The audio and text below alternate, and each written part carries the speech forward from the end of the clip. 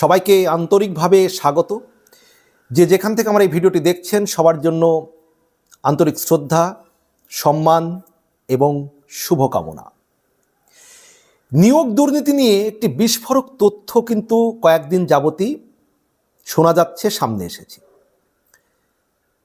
কারণ নিয়োগ দুর্নীতি মামলায় ঘুরে ফিরে একটি কোম্পানির নাম কিন্তু আসছে। সে কোম্পানিটির নাম হচ্ছে লিপস অ্যান্ড বাউন্স কোম্পানি। এখন লিপস অ্যান্ড বাউন্স কোম্পানির নাম নিয়োগ দুর্নীতি মামলায় আসলেই কেন এত আলোচনা হচ্ছে, এত চর্চা হচ্ছে? এর কারণ হচ্ছে এই কোম্পানিটির সঙ্গে যুক্ত ছিলেন বা এখনো আছেন অভিষেক বন্দ্যোপাধ্যায়। এখন যদি তিনি না থাকেন, কিন্তু যুক্ত ছিলেন সিইও হিসেবে, লিপস অ্যান্ড বাউন্সের সিইও। এখন এই মুহূর্তে আছেন কি নেই সে বিতর্কে আমি যাচ্ছি না, কিন্তু নিয়োগ দুর্নীতির যে মামলা, সেই মামলায় লিপস অ্যান্ড বাউন্স নিয়ে কিন্তু ইডি বিস্ফোরক কিছু তথ্য কিন্তু দিচ্ছে। ইডির তথ্যগুলো কিন্তু একেবারে খুবই বিস্ফোরক। লিপস অ্যান্ড বাউন্সে কে কত টাকা দিয়েছে, কোন সংস্থা কত টাকা দিয়েছে, যদি দেখা যায় যে সব মিলিয়ে 4টি সংস্থা থেকে, যেটা ইডি দাবি করছে যে 2,83,26,435 টাকা ঢুকেছে লিপস অ্যান্ড বাউন্সের অ্যাকাউন্টে। এবং ইডির চার্জশিটে নাম রয়েছে তৃণমূল কংগ্রেসের সাংসদ তথা তৃণমূল কংগ্রেসের সর্বভারতীয় সাধারণ সম্পাদক অভিষেক বন্দ্যোপাধ্যায়েরও কেন নাম রয়েছে? লিপস অ্যান্ড বাউন্সের ডিরেক্টর হিসেবে তার নাম রয়েছে। কারণ এর আগে থেকেও এই নাম, অভিষেক বাবুর নাম চর্চায় এসেছে, কারণ লিপস অ্যান্ড বাউন্সের সিইও হিসেবে অভিষেক বাবুর নাম কেনই চার্জশিটে? কারণ চার্জশিটে নাম থাকার কারণ যে লিপস অ্যান্ড বাউন্সের ডিরেক্টর হিসেবে তার নাম এসেছে। নিয়োগ দুর্নীতি মামলায় লিপস অ্যান্ড বাউন্স নিয়ে যে দাবিটি চার্জশিটে ইডি করেছে, যে শুধুমাত্র খাতায় কলমে ব্যবসা হওয়া সত্ত্বেও এক সাইকেল সংস্থা সহ 4টি সংস্থা থেকে কয়েক কোটি টাকা পেয়েছে লিপস অ্যান্ড বাউন্স। অর্থাৎ শুধুমাত্র খাতায় কলমে সংস্থা, কাজে এই সংস্থা তাহলে কোনো কাজ করেনি, শুধুমাত্র খাতায় কলমে এই সংস্থা, অথচ 4টি সংস্থা থেকে টাকা পেয়েছে। ইডি আরও দাবি করেছে কি, বৈদ্যুতিন কেটলি, চশমা এবং কার্ডের ব্যবসা সংক্রান্ত ইনভয়েস দেখিয়েছে লিপস অ্যান্ড বাউন্স, সেই সূত্রে নাকি টাকা পেয়েছে তারা।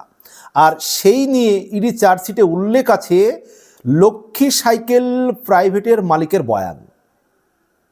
লক্ষ্মী প্রাইভেট সাইকেল মালিকের যে বয়ান রয়েছে, তিনি নাকি জানিয়েছেন তার সংস্থার অ্যাকাউন্ট থেকে লিপস অ্যান্ড বাউন্সের কাছে টাকা গেলেও আসলে কোনো ব্যবসা হয়নি বা কোনো জিনিস কেনা বেচাই হয়নি। অর্থাৎ টাকা গিয়েছে লক্ষ্মী সাইকেল প্রাইভেটের মালিকের বয়ান অনুযায়ী তার সংস্থা থেকে, তার সংস্থার অ্যাকাউন্ট থেকে লিপস অ্যান্ড বাউন্সের অ্যাকাউন্টে টাকা গিয়েছে। লক্ষ্মী সাইকেল প্রাইভেটের মালিক যেটা বলছেন যে তাদের অ্যাকাউন্ট থেকে, তার সংস্থার অ্যাকাউন্ট থেকে লিপস অ্যান্ড বাউন্সের অ্যাকাউন্টে টাকা গিয়েছে, কিন্তু কোনো ব্যবসা হয়নি, কোনো জিনিসপত্র কেনা বেচাই হয়নি। তাহলে বুঝতে পারছেন, স্বাভাবিকভাবেই একটা মানে চমকে দেওয়ার মতো বিষয়। যেহেতু ইডির চার্জশিটে অভিষেক বাবুর নাম রয়েছে লিপস অ্যান্ড বাউন্সের ডিরেক্টর হিসাবে, সেটা কিন্তু একবার অবাক করা বিষয়। এবং 4টি সংস্থা থেকে ইডির দাবি যেটা 4টি সংস্থা থেকে 2,83,26,435 টাকা ঢুকেছে লিপস অ্যান্ড বাউন্সের অ্যাকাউন্টে। ইডি জানিয়েছে লক্ষ্মী সাইকেল প্রাইভেট লিমিটেড থেকে 1,34,04,681 টাকা, নবীন এন্টারপ্রাইজ থেকে 1,24,67,197 টাকা, এক্সজটিক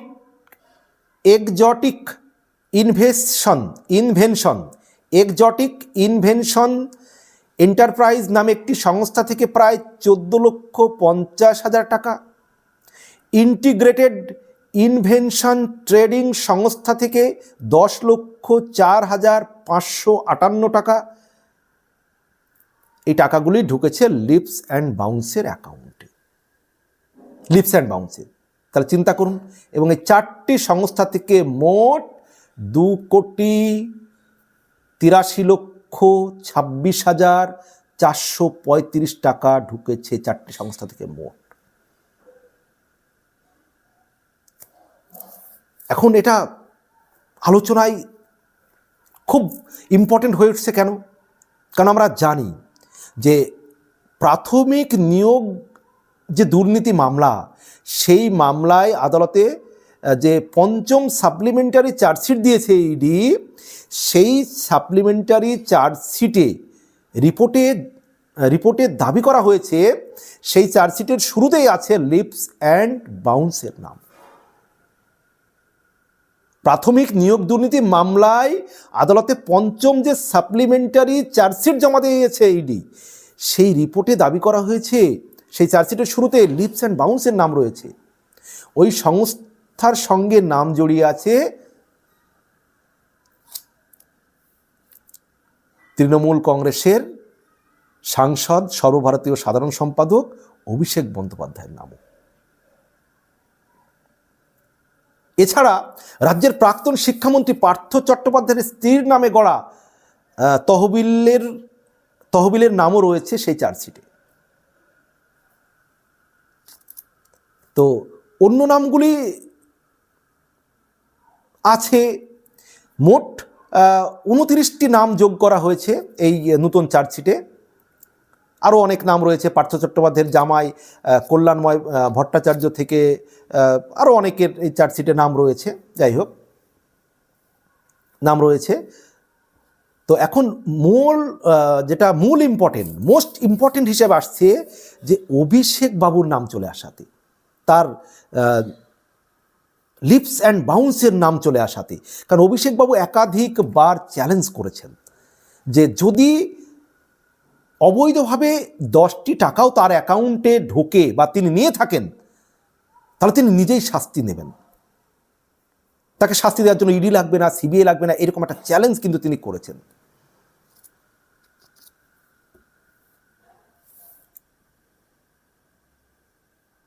তাহলে এই যে পরিস্থিতি, এখন তো মানে তোলপাড় পড়ে গিয়েছে।